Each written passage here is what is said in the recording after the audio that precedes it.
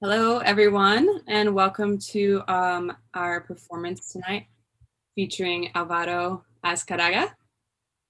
Sort of. Perfect. Been Perfect. No, practicing that's great. saying his last name.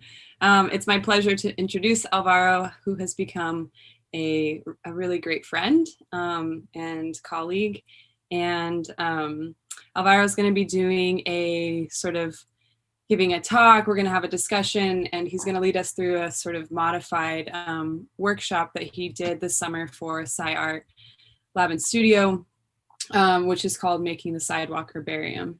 And so Alvaro is going to talk to you a little bit just to sort of give an overview of this project and show you some examples of his work. And then, yeah, we're going to have a little conversation. Yeah. So welcome, Alvaro. Thank you. And just before we start, I want to acknowledge a statement drafted by the Department of Design Media Arts at UCLA, which I feel like is very important to acknowledge at any point that you're working with land and ownership and the changing of ownership from land. And this is what the statement says. It's the Department of Design Media Arts at UCLA acknowledges our presence on the traditional, ancestral, and unceded territory of the Gabrielino and Tongva people. So yeah, just I feel like it's important to recognize who this land belongs to and where we're standing. And yeah, today we will be working on reconnecting with our local environments by collecting and identifying plant specimens from your local neighborhood or sidewalk. I'm just going to go a little bit briefly over what we're going to do today, just as a kind of overview. We're going to go into how I started this project and why I started this project. I'm going to go through a conversation with Terrence Huang, who's Assistant Garden Director of the Mildred E. Mathias Botanical Garden at UCLA. And yeah, we had this really interesting conversation on decolonizing spaces, these botanical spaces, such as the herbarium and botanical gardens. And I'm going to give you a little clip of that. Then we are going to be followed by looking at creating your own herbarium samples from plant species from your local neighborhoods. And this, since it's live, you can come back to it at any point and work with me to create your own samples. And then it's going to be ended by a short introduction into my current project that I'm currently working on and surrounded by in my image, which is the Sidewalk Herbarium, or the invasive species. It's still a work in progress, as both Iman and Caitlin have mentioned beforehand. This whole installation, these past couple of weeks, has been this experiment where we just are changing the way that we create work, and we're changing the way how we display work. So this is all work in progress, and yeah, I would like to have you join me in this conversation. Let me just introduce the project, because I started this over the summer, before summer, once quarantine started. We're all in this really complex time where information was not available, and we were all stuck at our houses, and we wanted to be as safe as possible.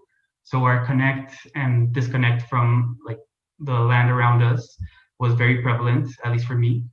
And while going to the grocery store every day, well, not every week, sorry, every week, it was just, I started to notice these tiny little plants that were surrounding or all over the street. And I've started to build this relationship with plants over the past couple of years.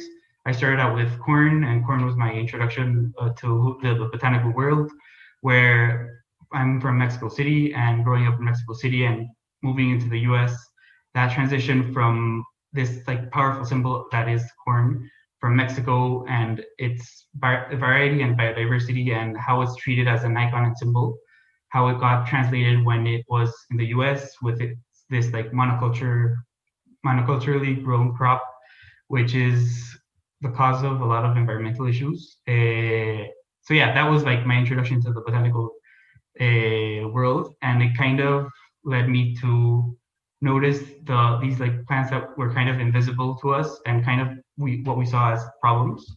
So using a plant identification app, which is called Picture This app, which I'm going to go over this whole thing later more in depth. Just by knowing the name of a particular plant, it opens a number of doors that you could not imagine. Just knowing its history, knowing what it's used for, knowing when it came to the place where you're at, there's just a bunch of information out there that once you know a plant by their specific name, you can start to build this relationship with them. And I feel like this is a vital part if we're gonna continue with our like challenge to climate change, or our huge challenge on climate change. We have to recognize and learn about our like local ecosystems, which yeah, so this yeah, it was just this kind of like during quarantine, these plants just started to grow like what you would call out of control on the sidewalks. And through this like observation and collection and analysis, this whole like process that became kind of like a meditative process for me. I kind of like started to build a relationship with my neighborhood because I didn't have access to any public transportation and I don't drive as of yet, which my parents obviously don't love. I still don't drive yet, but yeah, it was stuck to whatever I could walk to. So I became with my roommate. We became like super, who's right over there. We became like super familiar with our local neighborhood and just like walking blocks around the blocks like in our neighborhood that we would have never noticed. We started to see how everything would change, like plant species from like neighbors that were growing sunflowers that were taller than us, and some neighbors that were like having their gardens just completely explode with weeds, and some neighbors that would just kind of like have the American dream, which is to have like a green crisp lawn, which I do not encourage anyone to do. Yeah, it was just this kind of like observation and reconnection into this like natural world, which I kind of want to bring everyone who's participating in this workshop back into, to be able to reconnect with what we call the natural, which I had a debate yesterday in one of the panels that I was hosting that you can also see in one of the links on the YouTube channel.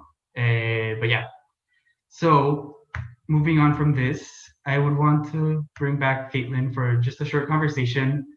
I met Caitlin from ArtSci when I started to collaborate with them, and I would just like Caitlin's work just like completely like I was obsessed with like her passion for mushrooms and how like the consideration for communities and how to restore ecosystems and bioremediation and all of these like terms which I was kind of new to, and I just admire Caitlin's work so much, and I would just like to bring her into a conversation with me for a just like what artists can do in the future of like the ecological collapse. And yeah, so welcome back, Caitlin. Hi. Hi. So yeah, I just kind of wanted to have like a very informal conversation because I kind of mentioned that I was starting this project with a couple of friends from high school on we just wanted to do something for the world and yeah, and we kind of just wanted to start and break these barriers of like what an artist should be and what an artist should do, and how as artists we can fully collaborate into working with like scientists, with ecologists, with communities, with indigenous communities, with all these like people that we can, due to our like flexibility of our profession, our career, our passion, we can bring all these like separate little bubbles together and kind of create this new and like hopefully encouraging future for us. I just want to see like how you're approaching this big question. Ooh.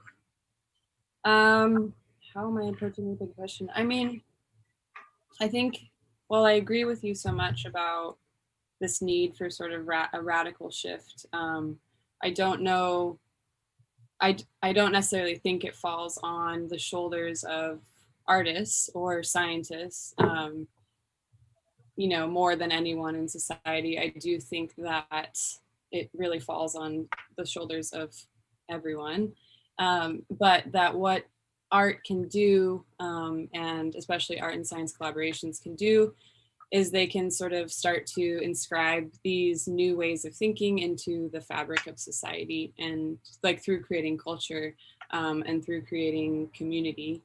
So for me personally, because I can answer that big question by speaking to my own experiences and myself. And I have, through the process of creating art and especially making works that are more kind of like socially and environmentally engaged, the most successful or profound outcome that I've had with works like that was the formation of community. So I think that there's a really powerful possibility within creating artworks that allow for communities to develop and foster through the actual work itself, and to an extent where almost the process of forming communities and having conversation becomes really the material that the work is about, and sort of, yeah, what's used as a medium, I mean. So yeah, I mean, I think, but it still feels sort of difficult and impossible. And we're on a panel, I was on a panel this morning kind of listening in, and one of the things that got brought up by Sarah Poplica, who was she's a SciArt alumna. She was talking about, she does data, she works with data, and she was talking about how often there is this sort of kind of tension with artists using data and data visualization, because it can be so skewed. And so this need for creating sort of like a correct, or how do we, I guess we have to like decode or learn how to translate these various languages that we're all speaking, the languages of the sciences, the languages of the humanities, and how can we kind of bring those together to present accurate information, to talk about facts, but also to kind of bring in these like more poetic sort of understandings about what's happening and what needs to be understood. Because yeah, as artists, we can obscure data, we can obscure these kind of these forms of information so much, and often that's kind of the point of what we make, because we're interested in abstraction and metaphor. So I guess that's kind of, for me lately, that's one of the tensions that I've been thinking about. I might have gotten off topic with your question. No, but I really like this, where this is headed, because for me, I also feel like there's this tension within media arts and just like the bio arts as in general, where the abstraction, the concept just like stays in the abstract world, and how to translate that idea and that research that goes into like plenty of our projects, which I know that we fully like research and we like go really deep into this like topics. Yeah, how to translate that into like the broader, to communicate it with the broader public. And I feel like things like these, having like workshops, having panels, having like publishing books, and like having just conversations through and like around your work, provide the access to this like knowledge that we like desperately like research and like are really passionate about. And I feel like that's what we're doing here. I wanted to just bring into conversation, what was I gonna say?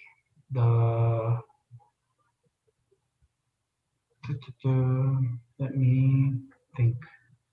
Is there something you said about the like communities, and how these communities, what I like found like really interesting is that these communities don't exist out there, just like out there. These communities exist like there are neighbors, there are like people next door, and people that we don't even consider, and how these like communities are connected by invisible like different like invisible fields, which I know that you're very interested in, like these invisible connections between like plants and like and fungi and like plants, and how these can be like kind of mimicked through like communities, and how food is transported through these communities. And I kind of was very I'm super passionate about obviously like food systems, and how this like incorporates into like our everyday society, and how this invisible labor that just like goes completely unnoticed and underpaid in, especially in California, by Mexican and like other Latino workers. I feel like that's something like important to acknowledge, and how these networks of communities just exist all around us, and we can interact with them like on a we interact with them on a day-to-day basis. And just how artists and anyone who like works with communities can have this power to impact change in a very like tangible way, like very quickly. So I feel like that's a very like, I always want to have this like call for action for other people to, first of all, recognize these invisible connections that exist around yourself and around your community, and how you can make them better for other people as well as, yeah, for the community as in general. But yeah, yeah, I don't know if That's you have any. that's really interesting. I mean, yeah, that's actually really thinking about the again like this what I think of when I mycelial networks. Like obviously, there's so many sort of things about it, both the scientific and the metaphorical, that I'm just like all about. But thinking again about how mycelial networks form the fabric, this like sort of fabric. Monica Lacasios, she and I have been talking a lot about how mycelium is like fascia. It's like the connective muscle tissue, which provides the structure. This very integral aspect of muscle structural system of our bodies, and noticing that mycelium is like very similar in that same way, and that it's like the structure, the sort of literally connective tissue of the earth, but also of culture, of our communities, and it's like got me sort of thinking new thoughts about that, what that means to these invisible, unseen, and really underrepresented labor systems that are within our culture, or within our I guess job culture, that's doing so much of the literal heavy lifting of our society, and getting and really just continuing to be sort of repressed and underrepresented. And that, in a way, this might be a stretch, but it's just kind of the first time I'm thinking about this. But yeah, the mycelial world is so sort of like, it's literally, subterranean, it's underground. Not a lot of people know about it. People are sort of grossed out by it. Sometimes there's this whole kind of field of mycophobia, people being sort of freaked out by mushrooms in the underworld. And I think that there's a lot of, there's profound knowledge in that, in a way, and also profound knowledge in these labor systems. And not that we need to bring these to light to expose them, but we need to bring these to light to talk about them, and to care for them. So that's really interesting, Alvaro. Yeah, no, and there's this connection, just like if you trace, because I had from the conversation that we're going to be going into with Terry, well, the recording of the conversation that we're going to go into with Terry, there was just this connection of like how you can connect to plant species through your spice cabinet, or through your I'm thinking Spanish. I was about to say refrigerador, through your fridge, and like in your pantry. Just for example, like taking a simple like bean, if you trace like the soil environment and the bacteria that have to like attach to the roots of the bean and the fungi to create these like ideal conditions for absorption of different like nutrients, that then grows the plant, and then that creates the bean, and then that goes into like hands of people who are cultivating the land, and then that goes into like a processing plant, and then that goes into a truck, and then that goes to the grocery store, and this like whole network that exists all around us and like is invisible to most people. I feel like that's where we have to like pay attention if we want to move forward as a society. But yeah, maybe like that will maybe like a great segue into the lecture. Well, by Terry Kwong. We had a really interesting conversation, and it's about an hour long, and I'm going to post it on my website and hopefully somewhere around Telluric Vibrations. And if you follow me on Instagram, and it's at Alvaro Azcarraga, I'll also post it there. Yeah, it was just a very fascinating conversation, and the point of this kind of like podcast setup for me was to, while you're out collecting species and identifying species, different plant species, and just having this whole like exercise, you can listen to this audio so that you can like reconnect on how this other alternative, more academic, invisible world exists underneath major institutions, which is herbariums, which basically are dried and pressed plants, species they have these like huge catalogs all around the globe. And they're also connected by this network where they share information between each other. And Terry's going to go a little bit into the colonial roots of this system and the colonial roots of the botanical gardens, but also specific plant species and how they have defined historical moments, which I found fascinating, and I hope you do too. So let me share my screen. Oh, wait, yeah, I don't know if I'm sharing there. Then I go full screen. Let me take that out. Sorry, there. Hi, everyone. My name is Terry Huang. I am the new assistant director at the Mildred E. Mathias Botanical Garden. I just started about 2.5 months ago, and I'm really excited to be here. So before this job, I've kind of been all over the world for work and school. And so before moving to LA, I was working at Filoli, an estate garden up in the Bay Area, and I was doing a fellowship there, working on plant records and curation. Previous to that, I was working at the Arnold Arboretum of Harvard University in Boston, and I was looking at different plant collections and getting them accredited, specifically ginkgo and forsythia. And previous to that, I got my master's degree at the University of Edinburgh at the Royal Botanic Gardens there, and I was studying a group of plants called Podocarpus, and I was using herbarium specimens to map out their reproductive cycles. These are my own thoughts, and they don't reflect how or what the university and the Mildred E. Mathias Botanical Garden believes in. So, but I'm speaking from my own perspective and experiences. If you're wondering what a herbarium specimen is, it's this sheet of paper, thick kind of cardstock, where a plant that is pressed is glued onto, and there's usually a little envelope or note affixed. And the note will say what the species is, where it's collected, any kind of environmental notes or anything about where the plant was found.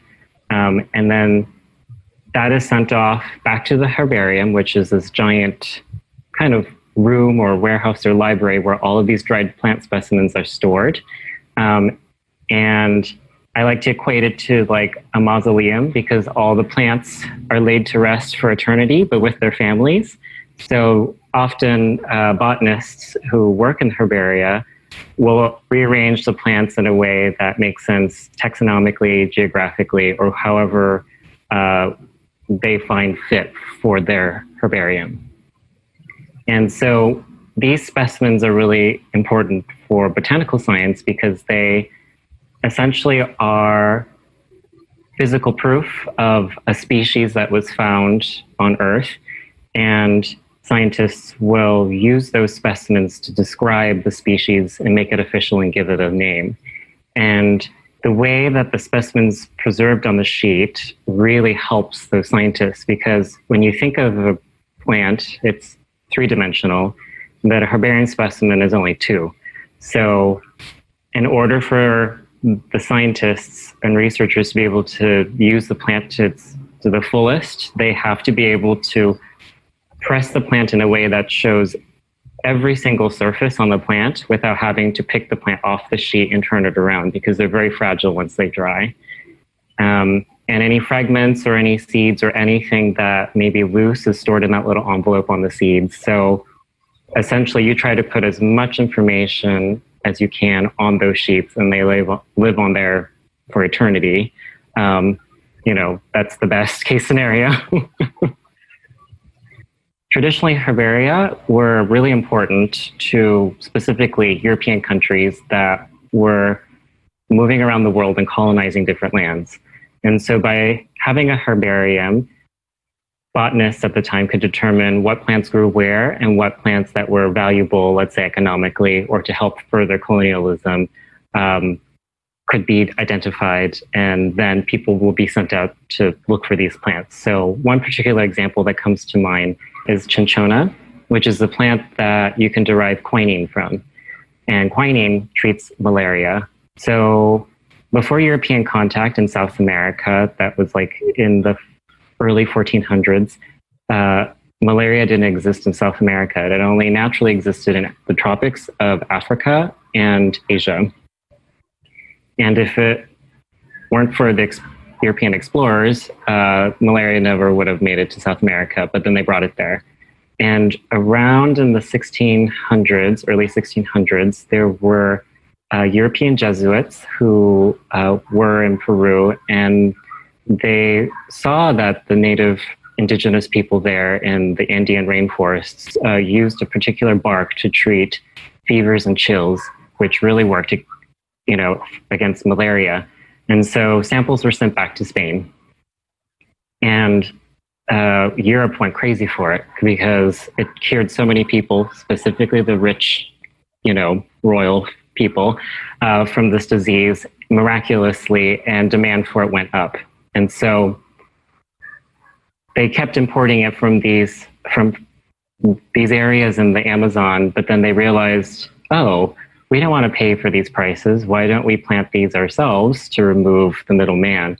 And so then began the quest for obtaining the right plant. So naturally, there's about 23 species of cinchona, and it was very difficult to figure out which particular plant or group of plants, species-wise, was very helpful for treating malaria, because each species had a different level of quinine that they possessed. And so by stealing indigenous knowledge and using herbarium specimens, they're able to tease apart the species, find the ones that were the most potent, and then take them to be able to plant and use it elsewhere in the world. And this really helped the Dutch and British empires to be able to forge deeper into the tropical regions of the world. So when you think of Indonesia, the Dutch were there for so long, and they used quinine to really help with malaria. And same with the British. They were in India and all sorts of other places in Southeast Asia and Africa, and they also used the quinine plant to be able to further move deeper into those parts of the world. Presently, how they're used is researchers will look at plant species and assess what traits are very indicative of a specific species. So this helps with taxonomy in delineating what one plant is one species and another plant is another species. And but these sheets can be used in all sorts of ways. So going back to my research when I was doing my master's, I was looking at the reproductive cycles of a particular genus of conifers from Southeast Asia, Australasia. And so by looking at these sheets, all I had to do was find sheets with specimens that were sexually active, so to speak, at the time they were collected, and then determine if they were beginning of their coning stage, middle, or end. And by looking at the sheet, I could find the date, the place they were collected, and the species. And by using just those three pieces of information, I could build all these different maps of the reproductive cycles to see when they would start or end their cycles. And what I found was that, nothing too new, but it really proved the concept that in the tropics, there are no true seasons, so to speak, like the temperate regions of the world. So the species there and these in the deep tropics just reproduced whenever was right. Potentially there could have been a cycle that I wouldn't have known without being able to study deeper, after rainy season or before dry season, but there wasn't a very easy or immediate answer to their cycles. But then as you moved up in elevation, if you're in the tropics, like the high mountains of Papua New Guinea or New Guinea, or if you moved outside or towards the tropics of Cancer, Capricorn, then their reproductive cycles would start to transition to a certain time of the year. And that's because at high elevations, or when you move out of the tropics, then you start to get particular weather patterns at certain times of the year that sort of approach the idea of seasons. And so that's how I use herbarium specimens in my research, and other researchers can use them for that purpose or other ways. And there's a lot of research right now using herbarium specimens to look at the effects of climate change by looking at old specimens and seeing when certain species would start to flower, beginning and ending, and then comparing them to what we find now today. And they have found that, over the last hundreds of years, the climate has shifted by a couple weeks. And so things are flowering and starting to grow sooner than they had ever historically. And so herbarium specimens can really tell us a lot, even though they're not living.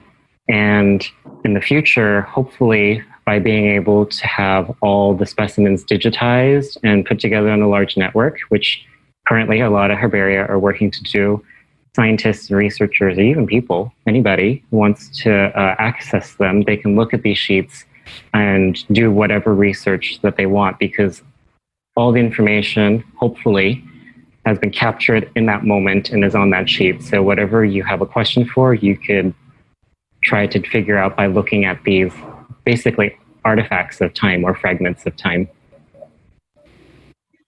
So I'm going to stop it there. As I said, this is going to be available later on, and yeah, so it's going to work as a kind of audio for your own practice while you're out and collecting different plant species. Let me just share. Now I'm going to share this second video, which is this. I worked, as Caitlin said, I worked on this project over the summer at the SIR Institute. So I taught a couple of high school students this. I did a workshop with them, and this is kind of the video that I did as a kind of introduction to how to do your own herbarium, sidewalk herbarium. And yeah, so I'm just going to play it quickly. It goes through materials and a couple of other things. Let me just share my screen again. And there. Yeah, so it's just, and I'm going to narrate it live. So what you're going to need is, and it should be playing. Is it playing? Yes. Okay, so you're going to need some white glue, gloves, mask, smartphone, notebooks and pens, tweezers, a bag, recycled paper, and scissors. And there's additional materials that you could use if you need it, but these are the only ones that I use for my piece specifically. And yeah, so there's a specific way of doing this, but for my purposes, it's more of an exploration into like whatever you need, whatever you're using your various samples for. That's what the materials that you're gonna need. And I'm just gonna go quickly over the picture of this app, which is the one I've been using to identify plant species. And this is just kind of going through how to properly take pictures for identification. And yeah, I'm not an expert botanist, so I don't know all plant species by memory yet. Hopefully someday that will happen. But this app is a great introduction on how to begin to create this relationship with the plant world around you. And here is an example of a beautiful plant that I found near my house. So, and this just goes through the identification, and it's a 4 o'clock flower. It goes through the scientific name, which is the most important part of the plant. And then that you can just use to search through Google and like learn about its history, learn about its uses and how it grows and if it's invasive in quotes or not. And yeah, we can go over the whole politics of naming something invasive a little bit later on. But yeah, so, and I kind of go through, let me just fast forward this, my urban nature walk, which is just something I did through my neighborhood. And I just decided to, this is a couple of, some images that I found, just of plant species that I started to collect. And I'm just gonna go a little bit over, that's the street, like through my walk. And a couple of the weeds that I found beautiful. These have a really interesting story that I'm gonna go over later on. And yeah, just as a kind of like through my own eyes what I was looking at. And as you can tell, there were like these huge plants that would grow almost overnight. Well, not overnight, but like over a couple of weeks. And they would just get to these like huge sizes in the course of a couple of days. So yeah, and then you just collect the plant species, put it into a bag, label it with the location, and you can put your GPS, the time and day, like whatever information you need to for your own sake. For me, for example, I was interested in taking pictures of the location of the place that had already the GPS location, the time and date where the picture was taken. And just stop sharing. And through that, I was kind of able to put together this kind of map of all the plant life nearby my apartment.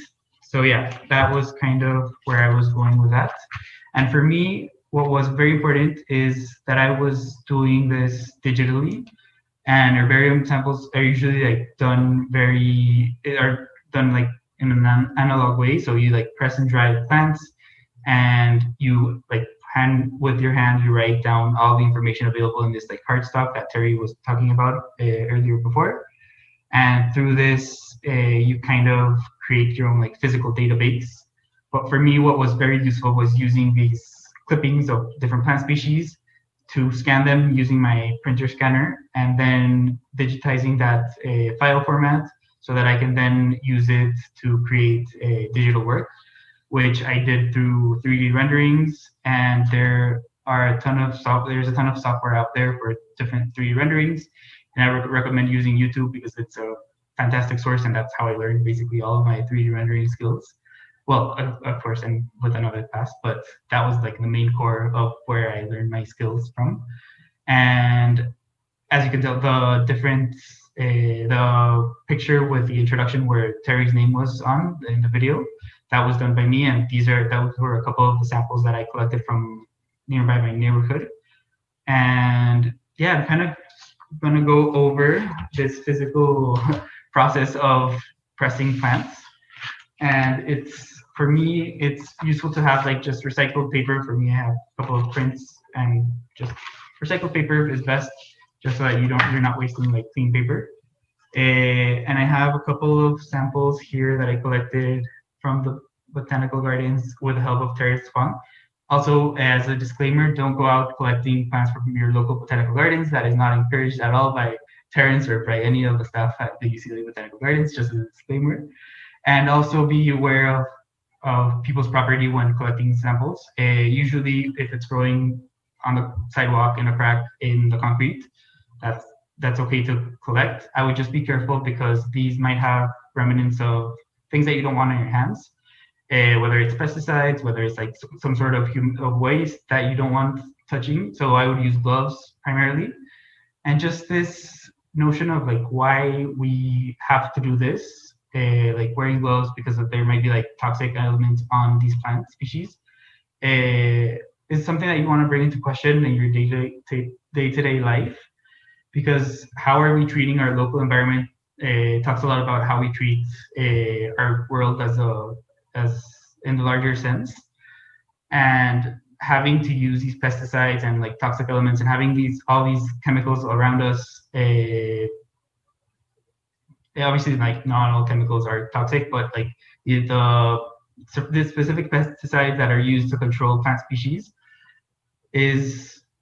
brings up the question like where we want to live and how we want to treat our world, our own ecosystem, our urban ecosystem, and how we want to move forward as a society.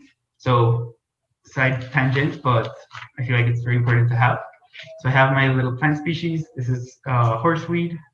Then I have a little palm. I have the names.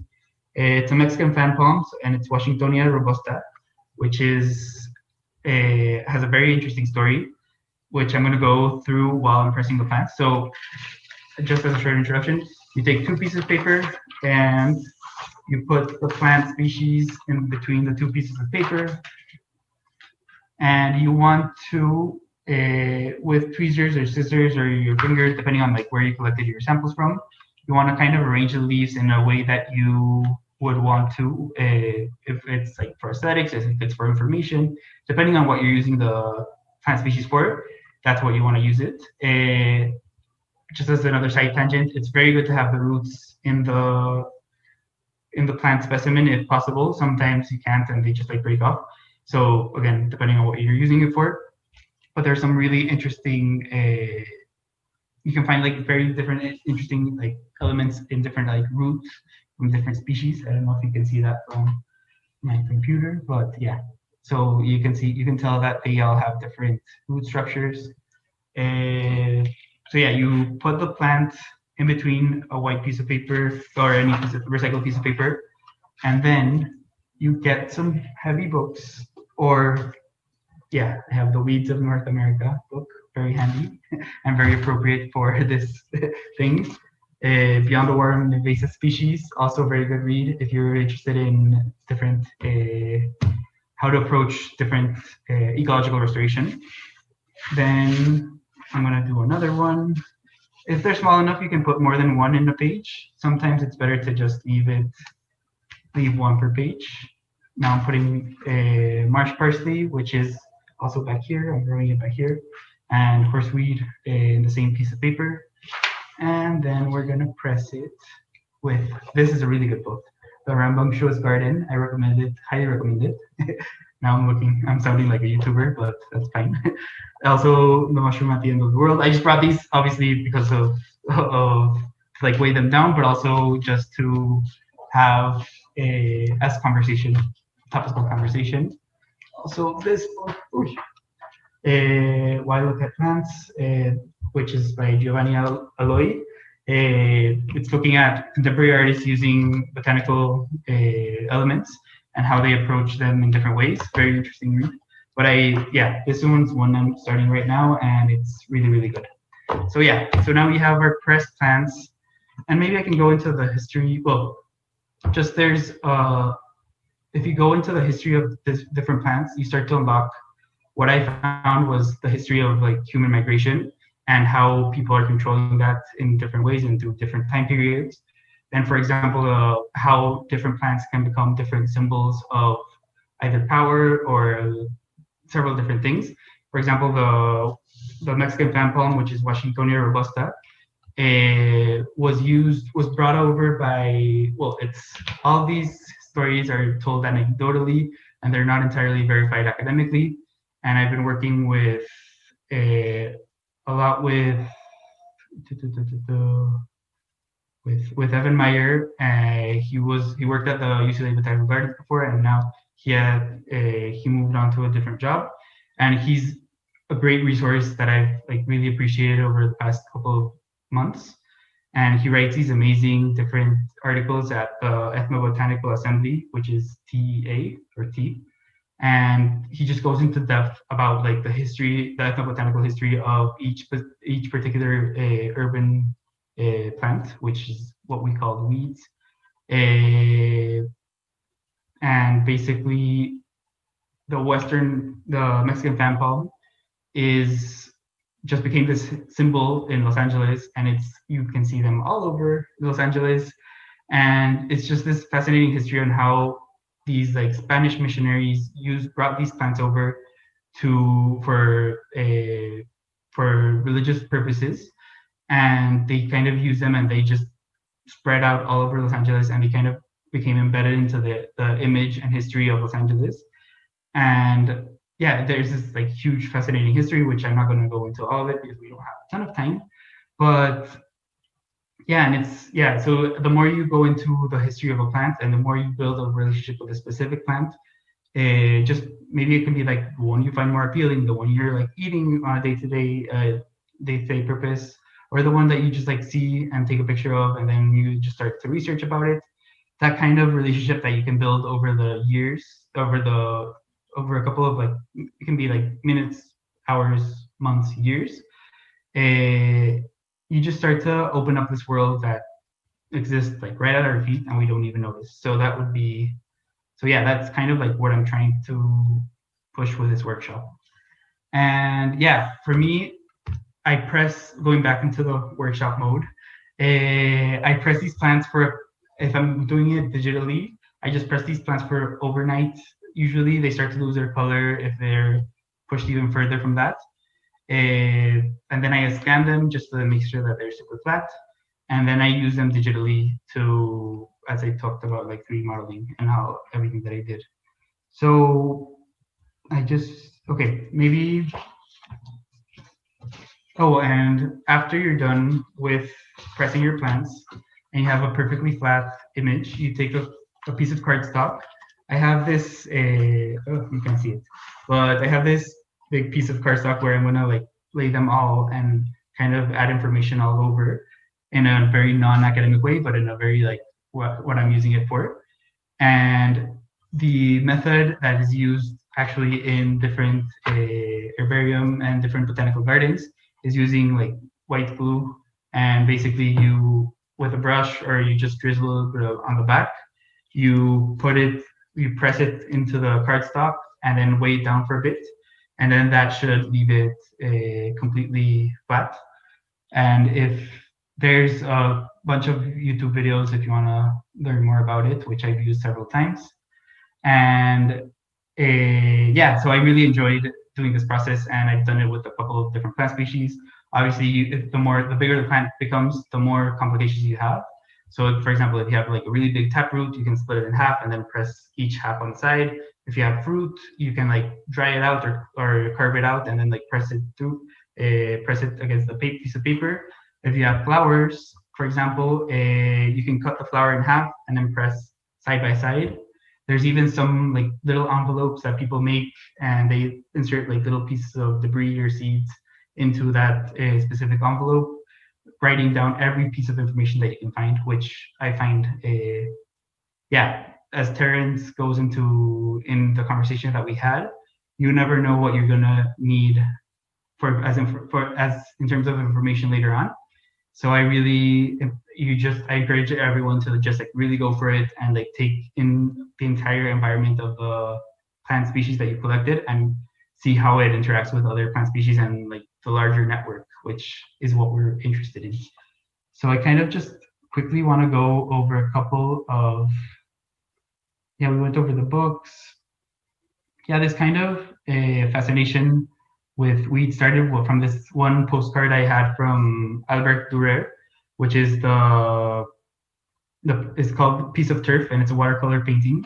And it's just this like little patch of, it's a tiny little illustration that just goes into like really, really, really careful observation. And it's just a clump of weeds that looks completely like unmanicured and everything, but just this active observation of something that seems mundane.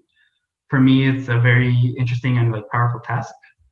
And also, if you've seen Miyazaki's films, pay close attention to like the plants that are surrounding these like films, and you can start to see like the variety and diversity that this filmmaker takes into consideration when creating these animated films. So yeah, those two like a combination of the like real world and like art world examples kind of like inspired me to like move on with this. And now we're running out of time. So I'm going to move on to my piece, which is what I've been working on for the past couple of weeks. And it's, as you can tell, I take information from a ton of different sources, and then kind of try to like incorporate them into like a singular piece that I can work with and manage and communicate this message and like complexity that exists between these networks. And what I came with for this project was, let me show you some pictures. And these are gonna be, okay,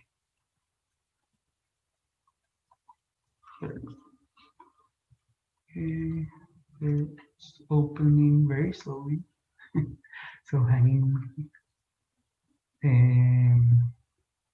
Okay, there they are. And yeah, so these are kind of the pictures that I've been dealing with. And there are these weed samples that I collected from the botanical gardens. And I don't know how this is gonna work. Okay, I think I have to share every single image. That might be too complicated, but let me just show you these as a whole, which this is gonna be more, okay. So I kind of created these pedestals I'm calling as a kind of representation of the urban landscape, and you can see how they like merge really well with this like metal fence, which I found really interesting. And there's this whole story which I know we've talked about several times throughout these panels and throughout these workshops, which is how we were locked out of the UCLA Botanical Gardens from admin, and I don't really want to go into it. But yeah, we were kind of locked out of the garden, and it was just like a very poetic symbol to just install it like right outside the fence of the UCLA Botanical Gardens. And these pedestals that represent the like urban landscape are supplemented by this terrarium that contains a specific plant species that was collected from the UCLA Botanical Gardens, and these are considered weeds technically. So this is a horseweed, this is a marsh parsley, and this is the Mexican fan palm. So yeah, it kind of goes into the story of which I was trying to represent. And I know I don't have a ton of time, but I'll try to make this as quick as possible. And with these renderings, and so this is, as I talked before, this is an experiment. This is a like a work in progress. So these renderings I collected from my different walks around my neighborhood, and these colors represent. I created this color-coded system that represents the history of a plant, whether it's considered invasive or native to a specific area, and who considers it that way, whether it's used for medicinal purposes, for like food, or for material. And I created this different color system, and some don't have information available. So that's something that's very interesting, that there's still information that we don't know entirely about like specific plant species and how they interact in urban landscapes. So yeah, that's kind of what I was working on. And as you can see them there, I installed them like right next to me, and they're going to be up for a bit in my room, at least for now. But hopefully I'm going to install it later on as well in some other context. So yeah, just as kind of like wrapping up, I wanted to show this kind of like reconnection with our ecosystem, and how to reconnect with this natural world that we have clearly been disconnected with for too long, and how to see this in a like decolonize the natural world, which is just such an important task and such an important thing that like a lot of these writers, which I showed you books from, are attempting this huge feat to like go back and reassess like what the history that was written by the victors says, and how to like reassess this historical giant historical background on the specific on plants and botany in particular. And yeah, so this is kind of what my like the overall context of my piece is talking about, and how once we reconnect, and how once we reconnected with this natural world, we can finally like move forward and continue our fight against climate change and like ecological disaster, which, as you can tell if you're in California or have been looking at the news, yeah, California is burning up very tragically.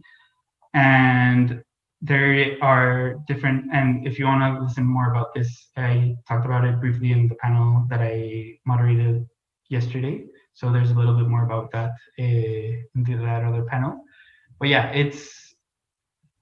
this is a cry for emergency. Like this, if you're not concerned about the future by now, I feel like there's not much left that the world can like give us as a symbol that we need to change now.